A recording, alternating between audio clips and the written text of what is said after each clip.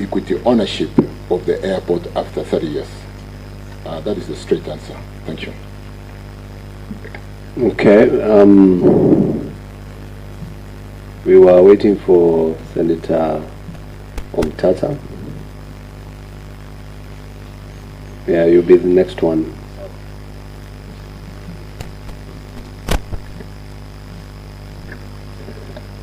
Yes, Honorable CS, it's a pleasure to meet you for the first time. I never engaged with you.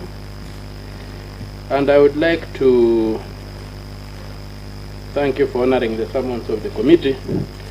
Some of your members sometimes give us troubles coming here, and so I am most honored for that. Now I would like to begin from your document, which you gave us. That's your response. That's paragraph 3, where you say the proposed concession is anchored in the Public-Private Partnership Act of 2021.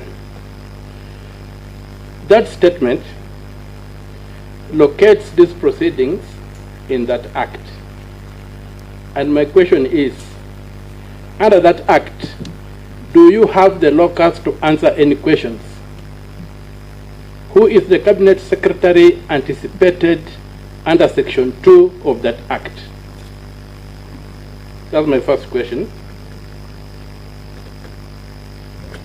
Secondly, I would like to reiterate what the chair stated in passing, like it's a fundamental issue that your documents are crafted in a language that says that the Adani deal is done. We will, we shall, we will, we are. It's already concluded. I don't know why you are giving that impression that this deal is already concluded. I want now to take you to the law. You have given us here a process where you have said the bullet points on how a PPP works. And I put it to you that you are trying to mislead the Senate. This step 1 to step 20 and so forth is not how the PPP Act works.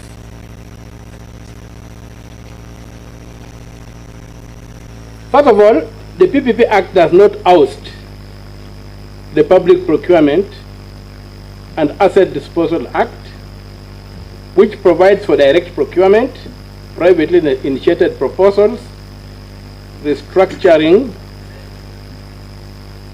restricted bidding, and competitive bidding. You have told this committee, in answer to Senator Ladema's question about those detailed sketches and what have you, that is the government which gave out that information to attract investors. I want to read for you a definition in the law of what the PPP, or what a privately initiated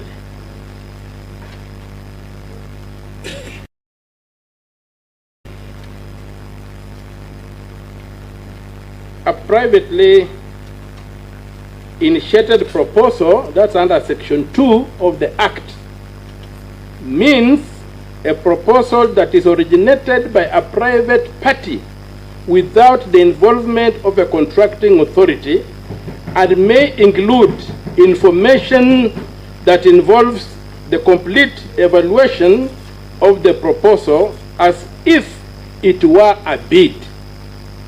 What you are telling us does not conform to that standard.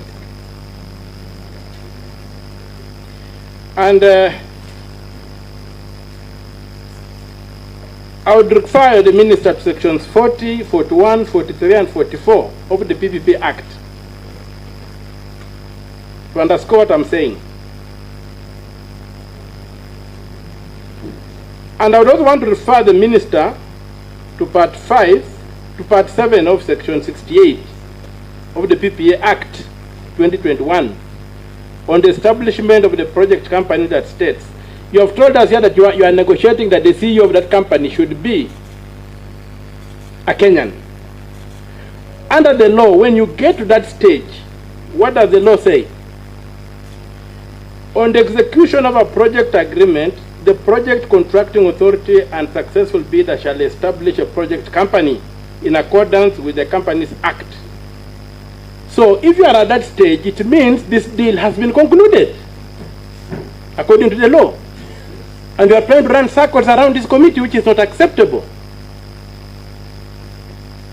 I move on.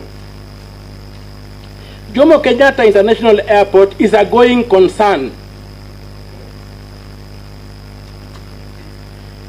And the objective you have given us here is to expand the airport. And therefore the project is initiated by Kenya Airports Authority and cannot be privately initiated. Thus the project cannot be procured under section 40, 41, 43 and 44 of the PPA Act. This particular contract, if that's the aim, should be procured through the competitive bidding under section 46 to 63 of the PPP Act. The use of privately initiated proposals here raises a red flag that all you are confronting us with is concealment of fraud. And this might be a major case of money laundering, where a public project is being used to repatriate money that has been stolen from Kenya in the guise of developing the airport. I want to add on, Chair, if you allow me some time. I spent a bit of time reading through the document. All right. So, the use of this PPP in the Adani case is fraudulent. The process does not meet the requirements of section 40, 41, 43 and 44 of the Act. And I just, given time, I'll jump through some of the things I wanted to say and just go to the key issues. I would like us to look, if you look at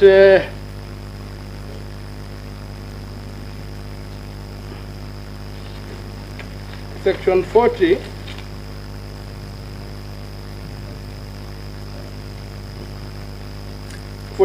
section 41, I'll go to 41, I'll jump 40, I'll go to section 41.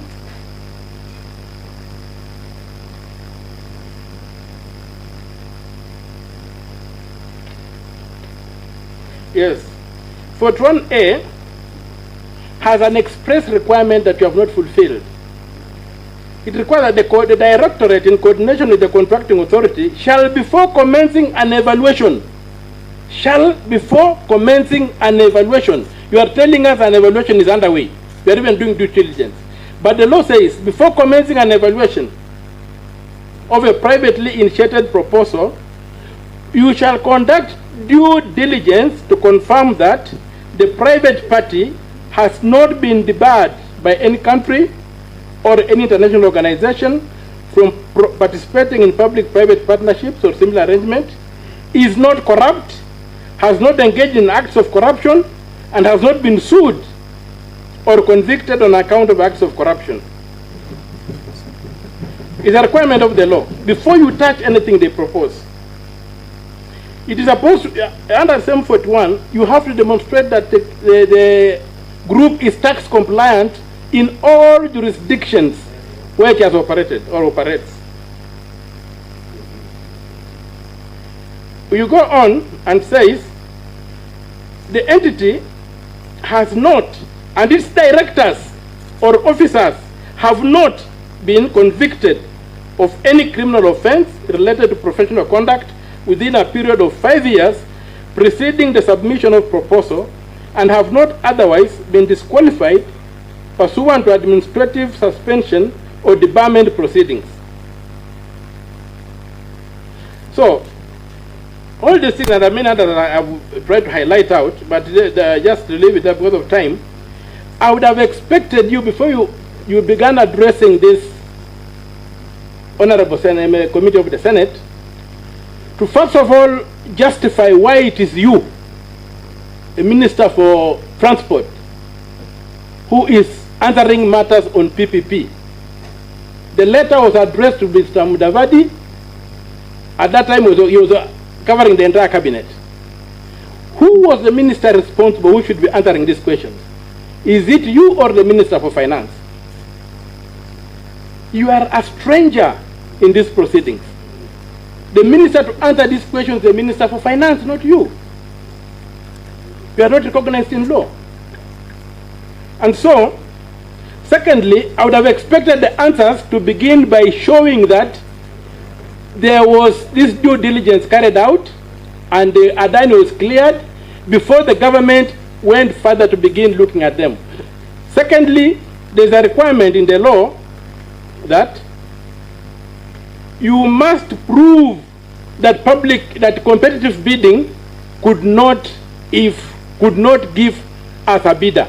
It must be that Adani is bringing something so unique to them that you must go the PPP way. If competitive bidding can realize the same result, you are supposed to do competitive bidding. Where is the proof that only Adani has the technology or the whatever to expand an airway or the capacity? So you needed to justify that competitive bidding was ruled out. The default for public procurement is competitive bidding. So your initial suggestion that the Public Procurement and Asset Disposal Act was like sidestepped by the PPA is not true. The PPA is just stands on the Public Procurement Act to advance its cause. So I put it to you that you are trying to scam us in your response. You have no standing to address this committee, and I would ask the chair to demand that the Minister for Finance, who is the entity recognized by law under the PPP, comes to address this committee on the questions you have asked. Thank you, Chair.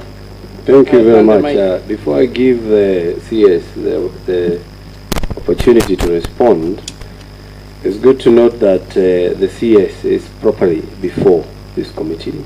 This is a committee of transportation. This is a committee that saw it fit to look into this issue of Adani because the is a matter of public interest. And we invited the CS to appear here to shed light. If we find the gaps, nothing stops this committee from inviting any other person.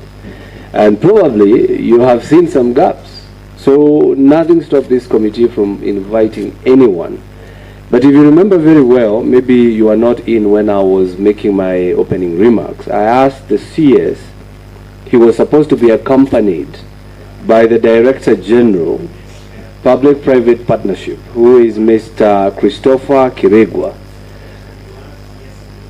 And I also asked that yesterday. So, and I said we are going to deal with that issue at the tail end because I didn't want to chase the CS away because it's a matter of national interest. So this is another character that we are going to discuss as a committee because we have invited the Treasury.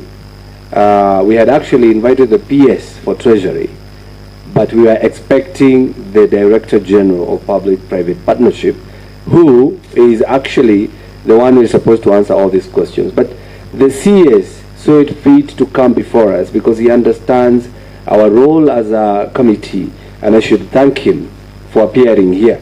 But having said that, Bwana CS, briefly, because it was Senator Omutatah took us through the law and what the law says, I would want you to comment on Senator Omutatah's remarks or contribution. I did not hear the question, but I would want to hear your comment on that. Thank you, Chair, and thank you, Senator Omutatah, for the question.